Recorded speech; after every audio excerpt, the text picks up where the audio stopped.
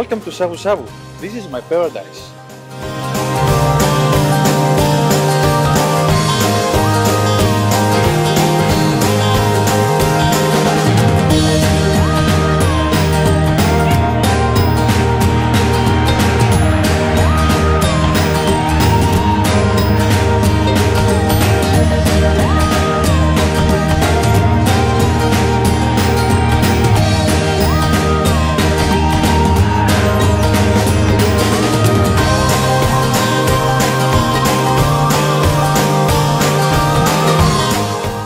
Build your house here. This is where your arrival area, and you'd have your house on poles coming up, landscape in front, and take out some of these shrubs and undergrowth and open up your view. You're always going to have a nice southeast breeze coming in.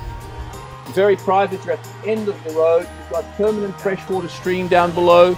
There's a lot of bananas. There's avocado trees, mango trees, breadfruit trees, good fertile soil. When the world collapses, you guys are fine and safe, you know, fish are out there. Come to this meetup, I really didn't have a big expectations. I kind of like knew that I was wanting to see what Fiji was all about.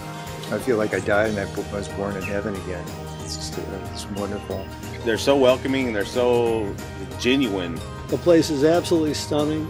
There's plenty of opportunity if you want to get involved, and if you just want a vacation house, there's certainly that. It looks to me like probably what Hawaii would have looked like 100 years ago, maybe. Certainly Fiji with its location, its people, its climate, its potential for growth, while maintaining the culture that's already here, will be a great asset to those people that have the foresight to see it.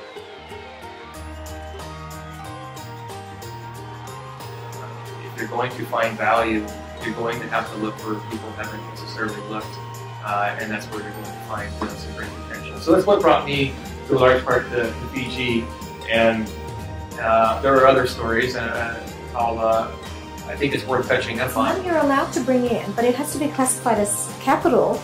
But even though it's in your bank account, you can then use that money to buy things in Fiji. But the actual recording of that is actually shown as a capital contribution. So it's not like you can bring the money in and say, I advanced this much money in, so when I've got some more revenue derived in Fiji, I can repatriate that. So I think it's really a remarkable time to be alive as an investor. You've had the world open to you in a way that hasn't been in a very long time.